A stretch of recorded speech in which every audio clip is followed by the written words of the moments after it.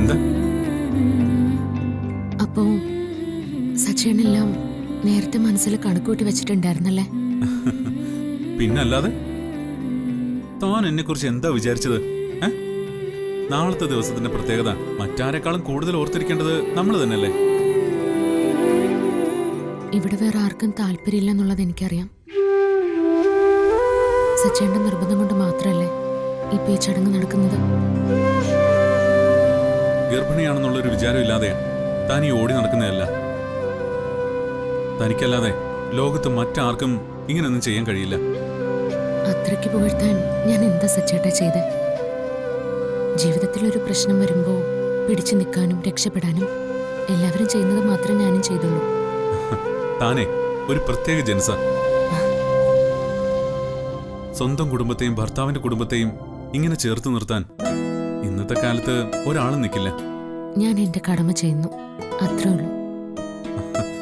ഇതാണ് എന്റെ ഭാര്യയുടെ സ്വഭാവത്തിലെ ഏറ്റവും വലിയ സൗന്ദര്യം.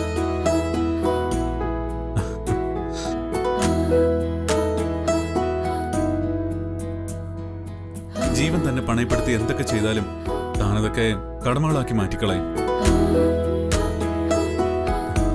ഇവിടെ ഇരിക്കേ.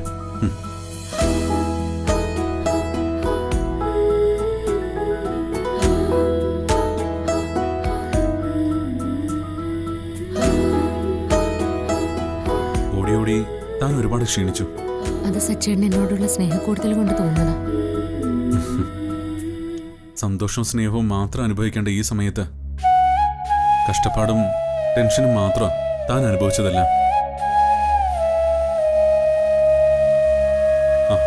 കഴിഞ്ഞതൊക്കെ കഴിഞ്ഞു. ഞാൻ കുറച്ചു ദിവസത്തേക്ക് ഓഫീസിൽ പോവാതെ തന്റെ കാര്യങ്ങൾ മാത്രം നോക്കി ഇവിടെ ഇരിക്കാൻ പോവാ. അയ്യടാ, എന്നിട്ട് വേണം എല്ലാവരും എന്നെ ഇനിയും കുറ്റം പറയാനായിട്ട്.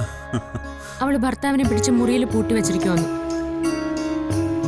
വെറുതെ അങ്ങനെയുള്ള പേരും കൂടി എനിക്ക് സമ്പാദിച്ചു തരില്ല സച്ചേട്ടാ. തനിക്ക് വേണ്ടി മാത്രമായി കുറച്ച് ദിവസങ്ങൾ എന്റെ കുഞ്ഞിനെ ഉദരത്തിൽ ചുമക്കുന്ന തനിക്ക് വേണ്ടി ഞാൻ അത്രയെങ്കിലും ചെയ്യണ്ടേ? ഒരു ഭർത്താവ് ഭാര്യ പ്രണയിക്കുന്ന ഏറ്റവും സുന്ദരമായ സമയം പ്രഗ്നൻസി ആണോ? പിന്നല്ലാതെ. നാളത്തെ ചടങ്ങൊന്ന് കഴിയട്ടെ. പ്രഗ്നൻസി പീരീഡിൽ ഒരു ഭർത്താവ് ഭാര്യ നോക്കേണ്ടത് എങ്ങനെയാണെന്ന് ഞാൻ കാണിച്ചു തരാം. എന്റെ ഈശ്വര, അപ്പൊ നാളെ മുതൽ ഞാൻ എന്തൊക്കെ കാണേണ്ടി വരും? അതെ, പലതും കാണേണ്ടി വരും. വാ.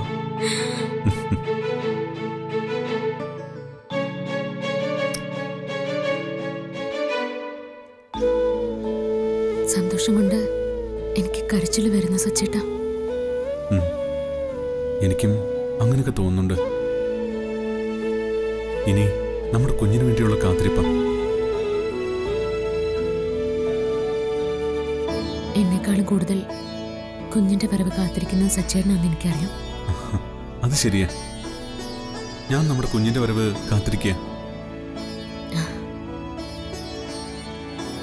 പക്ഷേ അതിനേക്കാളൊക്കെ കൂടുതൽ ഈ ഭൂമിയിൽ ഞാനിപ്പോൾ ഏറ്റവും കൂടുതൽ സ്നേഹിക്കുന്നത് തന്നെയാണ്.